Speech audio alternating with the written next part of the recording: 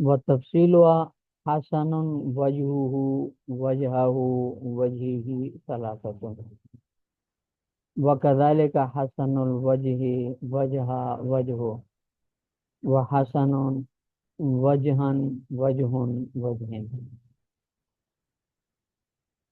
یہاں سے مصنف رحمۃ اللہ علیہ صفت مشبہ کے مسائل کی جو 18 صورتیں تھیں ان کی تفصیلات بیان فرما رہے ہیں کہ صفت مشبہ معرب باللام کی 9 صورتیں ہیں اور 9 صورتیں صفت مشبہ غیر معرب باللام کی۔ پہلے مصنف غیر معرب باللام کی 9 صورتیں بیان کریں گے، پھر معرب باللام کی 9 صورتیں بیان کریں گے۔ فرماتے ہیں کہ حسن وجہہ وجہہ وجہی ثلاثۃ، کہ صفت مشبہ غیر معرب باللام ہو اور اس کا معمول مضاف ہو، جیسے حسن وجہہ، تو اس میں اعراب کے اعتبار سے 3 صورتیں ہیں: مرفوع وجہہ، منصوب وجہہ، مجرور وجہہ۔ حسن وجہہ، حسن وجہہ، حسن وجہہ، یہ 3 صورتیں ہیں جی۔ وکذالک حسن الوجہ،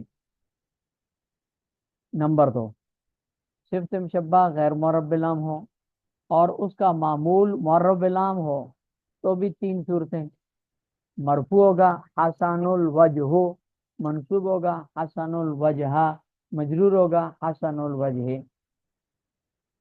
3 صورتیں یہ ہوگی، 6 صورتیں ہوگی۔ وہ حسن الوجہ، کہ صفت مشبہ غیر معرب باللام ہو اور اس کا معمول نہ معرب باللام ہو نہ مضاف ہو، جیسے وجہ، حسن وجہ، تو اس صورت میں بھی معمول کے اعراب کی وہی 3 صورتیں: مرفوع حسن وجہ، منصوب حسن وجہن، مجرور حسن حسن وجہن۔ 3 صورتیں اس کی ہوں گی، تو 3 3 6 3 9 9 صورتیں ہوں گی۔ الحسن وجہہ، الحسن وجہہ، الحسن وجہہ، 6 صورتیں، یہ 9 صورتیں صفت مشبہ معرب باللام کی بیان کر رہے ہیں کہ صفت مشبہ معرب باللام ہو اور اس کا معمول مضاف ہو، جیسے وجہ مضاف ہے ضمیر کی طرف، تو اس میں اعراب کے اعتبار سے 3 صورتیں: مرفوع الحسن وجہہ، منصوب الحسن وجہہ، مجرور الحسن وجہہ۔ 3 صورتیں۔ نمبر 2، الحسن الوجہ، صفت مشبہ معرب باللام ہو اور اس کا معمول بھی معرب باللام ہو تو بھی اعراب کے اعتبار سے 3 صورتیں: مرفوع الحسن الوجہ، منصوب الحسن الوجہ، مجرور الحسن الوجہ۔ 3 صورتیں یہ ہوگی 6۔ الحسن وجہ، صفت مشبہ معرب باللام ہو اور اس کا معمول نہ مضاف ہو نہ معرب باللام ہو تو بھی اعراب کے اعتبار سے یہاں بھی 3 صورتیں: مرفوع الحسن وجہ، منصوب الحسن وجہان، مجرور الحسن وجہین۔ تو یہ 3 صورتیں مزید ہوگی، 9 ہوگی۔ 3 3 6 3 9، تو پچھلی 9 کے ساتھ یہ 9 مل کے 18 صورتیں ہیں۔ یہ تفصیل ہے ان سب 18 صورتوں کی۔ اسنان میں ناممتنعان ہے، مصنف رحمۃ اللہ علیہ یہاں سے ان 18 صورتوں میں جائز اور ناجائز ہونے کے اعتبار سے تفصیل بیان فرما رہے ہیں کہ 2 صورتیں اسنان منہا ممتنعان ہیں، صفت مشبہ کی ان 18 میں سے 2 صورتیں ممتنع ہیں، ناجائز ہیں۔ نمبر 1، الحسن وجہہ، کہ صفت مشبہ معرب باللام ہو اور اس کا معمول مضاف مجرور ہو، अलहसन वजही, सिर्फ शब्बा मुअर्रब बिलाम है और इसका मामूल मुजाफ है और है मजरूर, तो ये नाजायज है।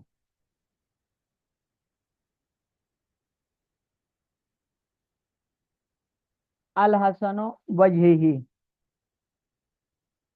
ये सूरत इसलिए ममनू है कि ये इजाफत लफ्जी की सूरत बनती है।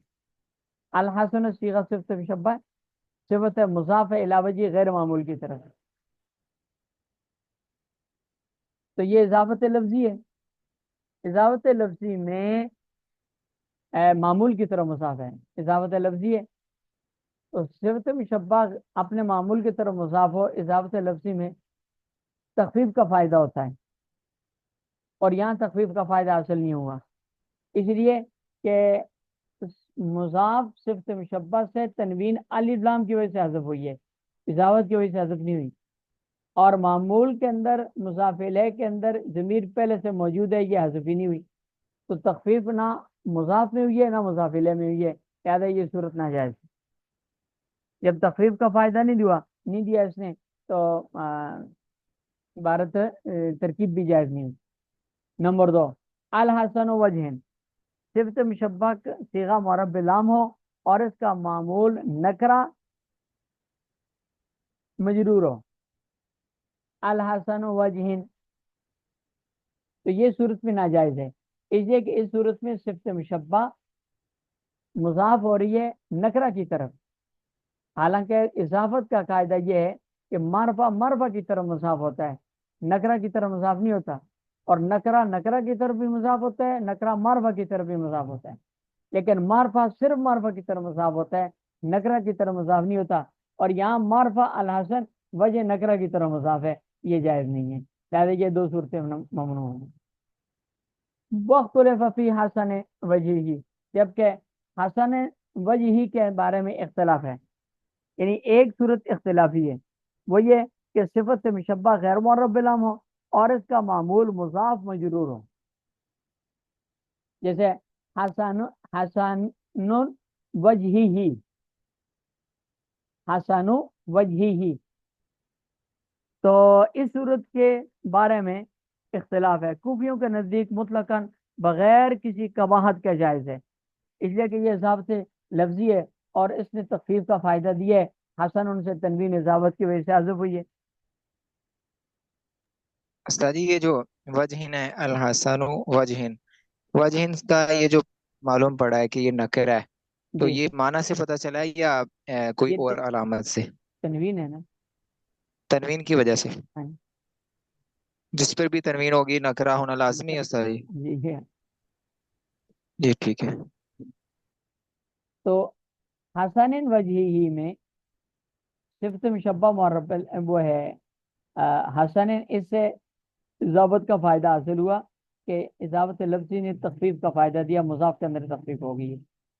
और ये चूंकि कुरान करीम में इस तरह की इजाफत मौजूद है, इन अल्लाह बालिग अमरिही में, बालिग सिफत सीगा सिफत इसमें फाइल है, वो अमरिही की तरफ मुसाफ है, बिल्कुल इसी तरह की इजाफत है जिस तरह हसन वजी की है। तो जब वो कुरान करीम में वो ठीक है बगैर किसी कबात के, तो यहाँ पर भी ठीक है।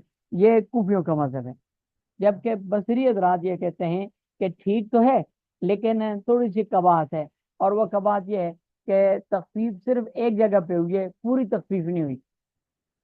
पूरी तखफीफ तब होती कि जब वजह ही के अंदर भी जमीर ना होती, इसे भी जमीर हज़फ हो जाती और हसन इनसे तनवीन हज़फ हो जाती।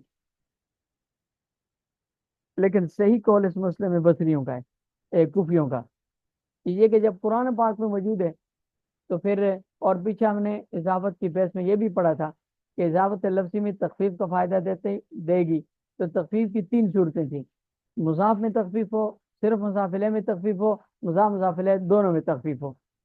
तो दोनों में तखफीफ आला मर्तबा है, लेकिन नफ्स तखफीफ में दूसरी दो सूरतों में भी तखफीफ पाई जाती है, और सिर्फ तखफीफ का फायदा देना काफी होता है, और वो फायदा यहाँ पाया जाता है। और कुरान करीम में भी जब इसकी मिसाल मौजूद है तो फिर इसमें किसी किस्म की कोई कबाहत नहीं है। तो ये एक सूरत होगी इख्तलाफी, दो सूरतें होगी नाजायज, तो 18 में से 3 निकल गई, पीछे रहेगी 15। वल बवा की, باقی جو ہیں 15 اس کی 3 صورتیں بنتی ہیں. ان 15 صورتوں کی آگے 3 صورتیں بنتی ہیں. احسن نمبر 1، نمبر 2 حسن، اور نمبر 3 کبھی.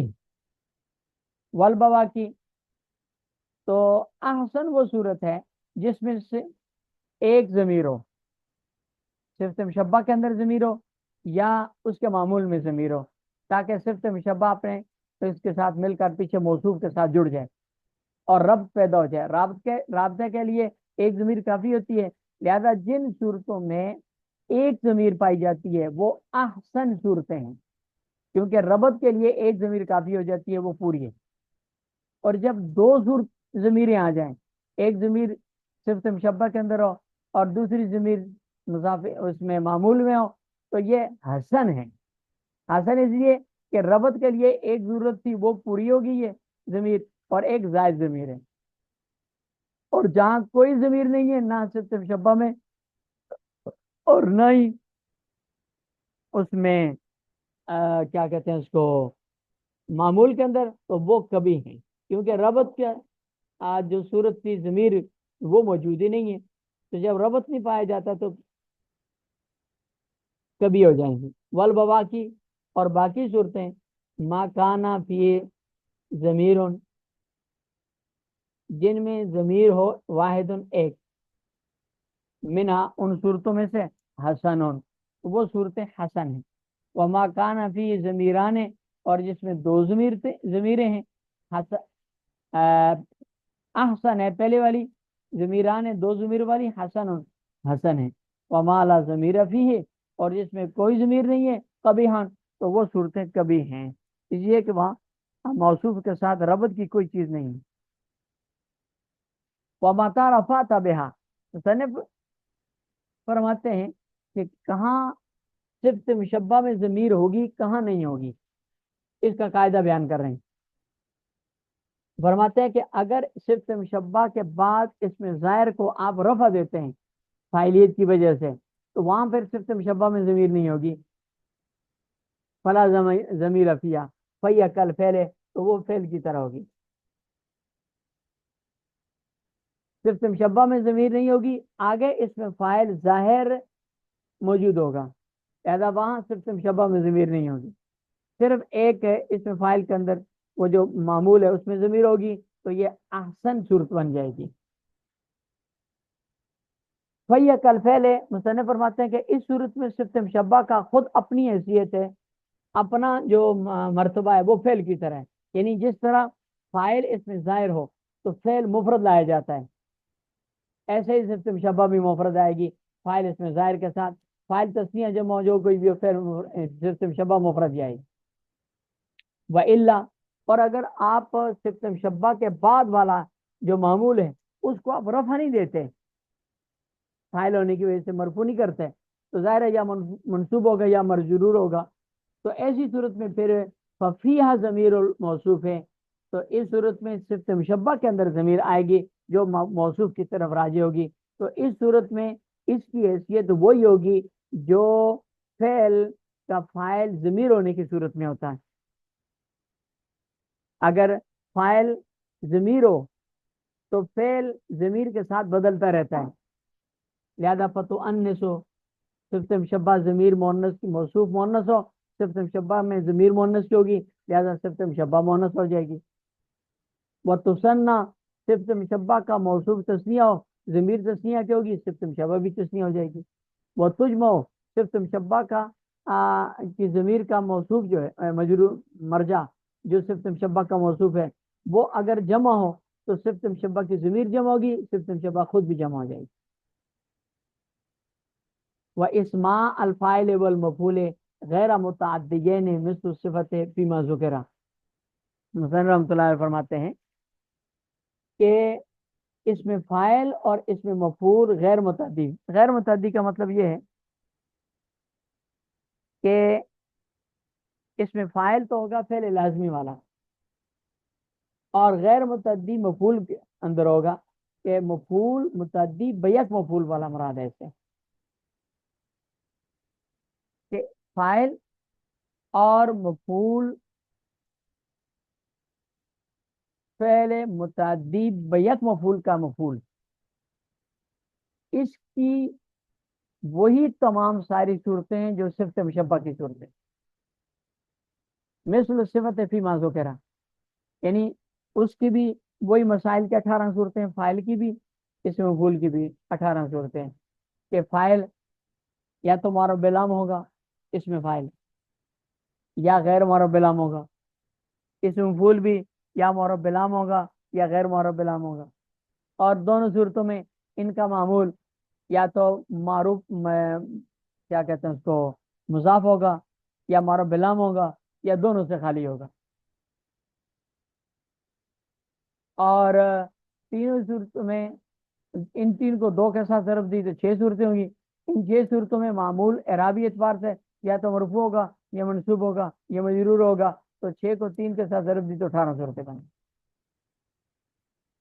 حکم کے اعتبار سے بھی وہ صفت مشبہ کی جو صورتوں کا حکم ہے، 2 صورتیں ممنوع ہو جائیں گی، ایک سے اختلافی ہو جائے گی، اور باقی 15 صورتوں میں سے جہاں ایک ضمیر ہوگی تو وہ احسن ہوگی، جہاں 2 ضمیریں ہوں گی تو وہ حسن ہوگی، جہاں ضمیر نہیں ہے وہ کبھی ہوں گی، وہ ساری صورتوں میں اسی طرح۔